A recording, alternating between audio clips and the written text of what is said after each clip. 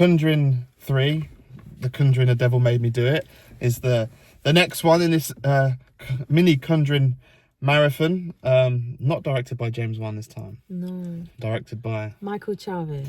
Yeah. Which does show a little bit like there is a shift. There's a shift in direction, but also Mostly in the lighting.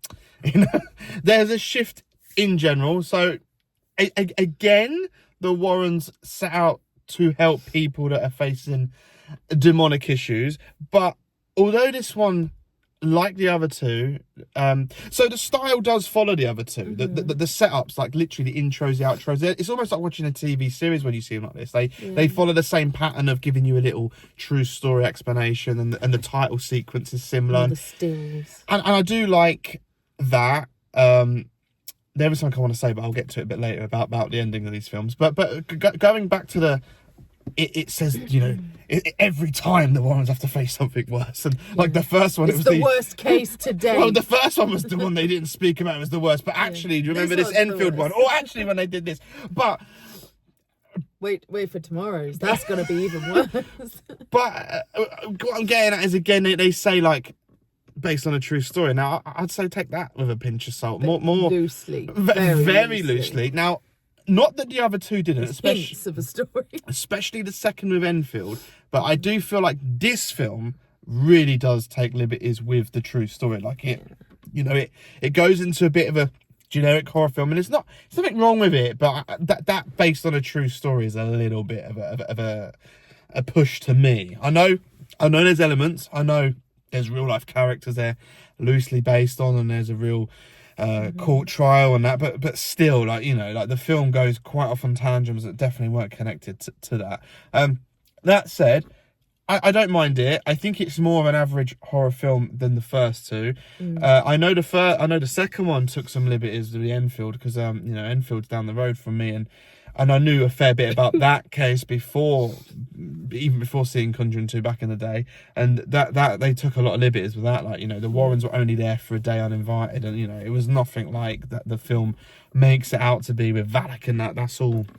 No, but this one just feels like it feels more like a traditional horror film. So what I was trying to say to you earlier is the first two feel a bit more grounded, and you buy it's more real because they're in a haunted house and it's a bit more contained and scary and jumpy. I think this one, the third one, The Devil Made Me Do It, I don't think it's as atmospheric. There's a lot more happening. It's a lot more open. It's a bigger world and universe. It's a lot faster paced as well. And there's a lot, you said there's a lot going on, and because it goes down more traditional horror tropes, I don't feel like there is the atmosphere that the first two did. I didn't feel that in this one. I didn't feel it was as scary or as tense.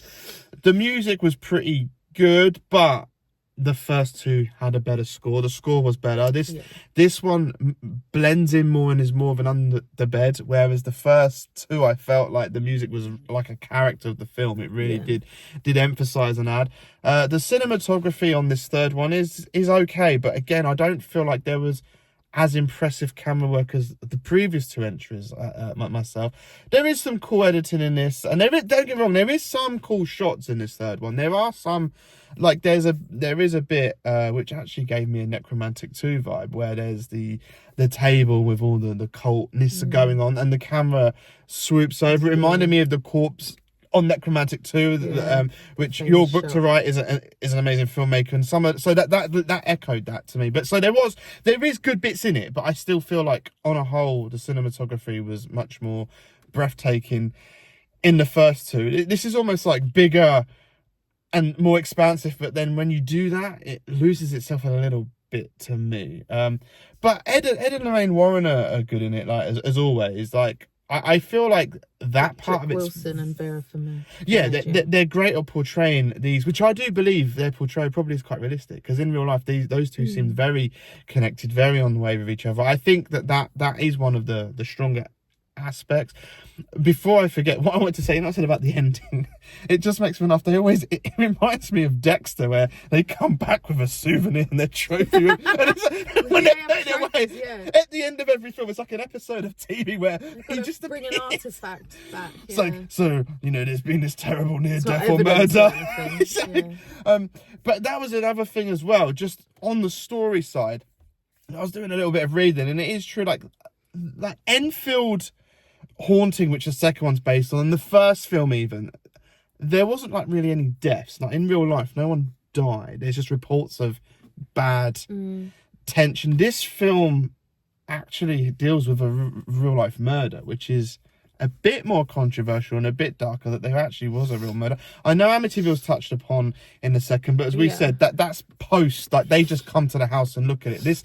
This film actually centers around a real life murder. That part is technically true. Like that is part of the truth of the film, is which is, that's quite a dark thing in itself.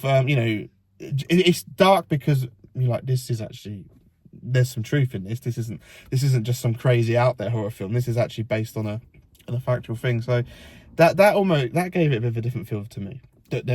You're actually dealing with a murder rather than the first two, like, oh, this is just a haunted house. This is actually like a murder trial. In fact, the first half was like a detective investigation drama film, really, wasn't it? Where they turn up and they're trying to find evidence of demonic possession.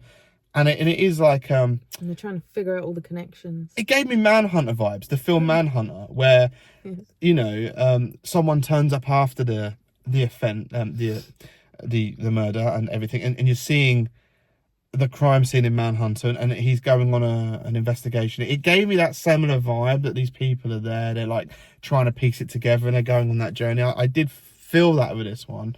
I know you wasn't such a fan of the lighting on this one. You thought it was much more dark and dingy. So I saw this before at home on the TV and really enjoyed it. I watched it by myself. It was quite, spooky, jumpy, loved it. So I do enjoy the film, but watching it back in the cinema, so second time round, I'm watching it with a bit more of a critical eye and not just in the story.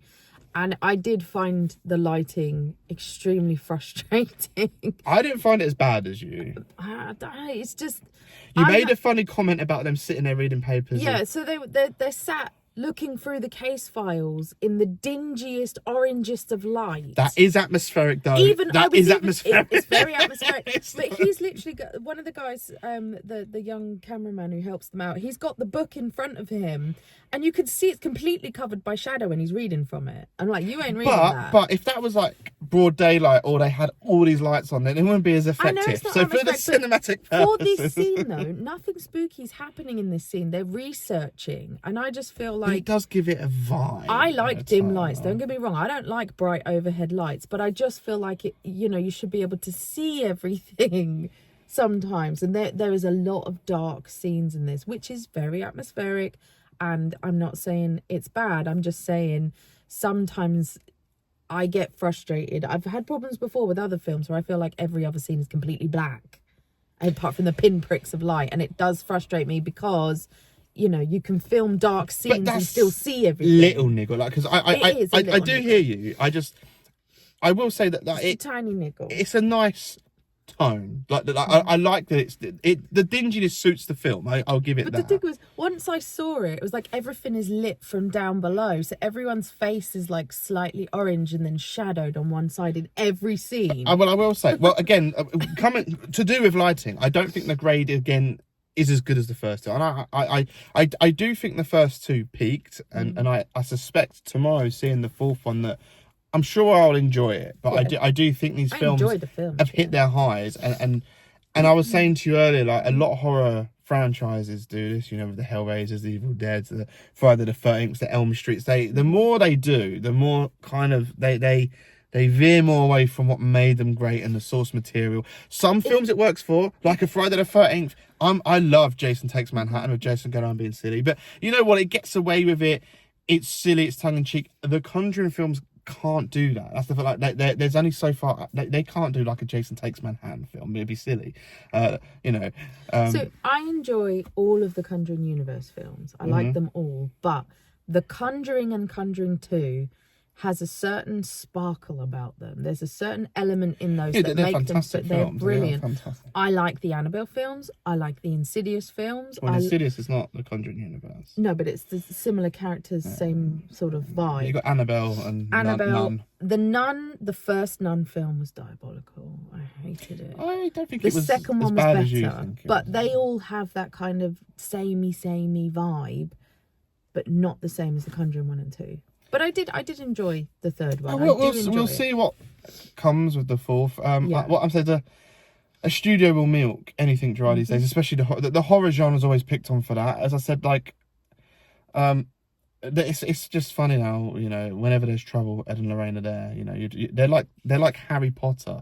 You know when Harry Potter and his gang go around Hogwarts, and whenever there's trouble, they remind me of that. I was actually sitting there tonight going, it's just like they're adult Harry Potters. But they literally say it was 15 minutes from their house. The Gretzels were 15 minutes. But Enfield weren't. It was in a different country, and they flew over. For that one, So you know, and it just made me laugh. Like a scene, they turn up to the morgue, no one's there, so they just smash the window and let themselves in. I mean, you're doing what the Fast and Furious did, where it starts as one kind of silly street racing film, and the next thing they're like saving the world from terrorist superheroes. Like, I want to know how they explained the corpse that moved.